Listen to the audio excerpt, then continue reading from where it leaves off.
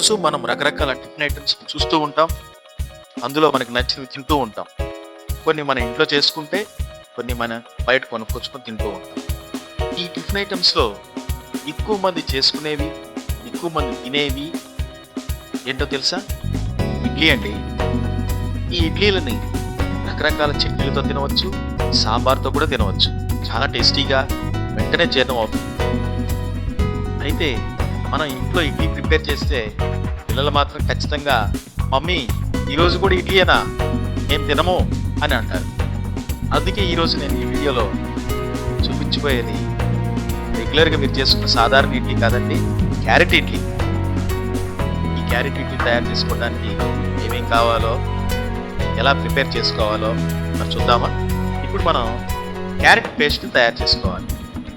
ఈ carrot paste తయారు చేసుకోవడానికి ముందుగా మనం కొన్ని క్యారెట్లు తీసుకొని శుభ్రంగా నీళ్ళతో కడుక్కొని చిన్న చిన్న ముక్కలుగా కోసుకొని మిక్సీ జార్లో వేసుకొని మెత్తగా గ్రైండ్ చేసుకోవాలి. ఇప్పుడు ఒక గిన్నెలో 2 కప్పుల ఇడ్లీ పిండిని తీసుకోండి. దానికి 1 కప్పు క్యారెట్ పేస్ట్ యాడ్ చేసుకొని నీరు కలపకుండానే ఫ్లఫీగా, స్మూత్గా, క్రీమీగా వచ్చే విధంగా కలుపుకోవాలి. ఈ ఇడ్లీ పిండిని కూడా తయారు చేయడం రాని వాళ్ళు కింద డిస్క్రిప్షన్లో దాని తయారీ విధానం ఇచ్చాను, ఒకసారి చూడండి. స్టవ్ ఆన్ చేసుకొని దానిపైన పాత్ర ఉంచి అందులో పెద్ద గ్లాసుతో 2 నుంచి 2.5 గ్లాసుల మంచినీరు పోసుకొని కొద్దిసేపు మరిగించాలి.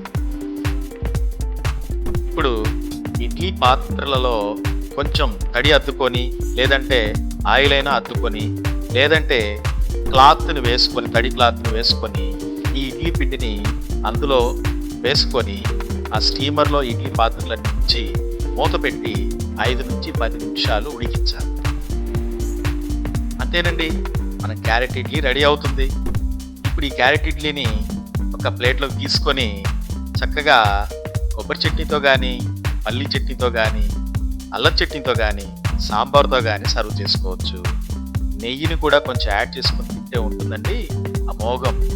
నోట్లో వేసుకుంటే కరిగిపోతుంది. కావాలంటే మీరు ట్రై చేసి చూడండి.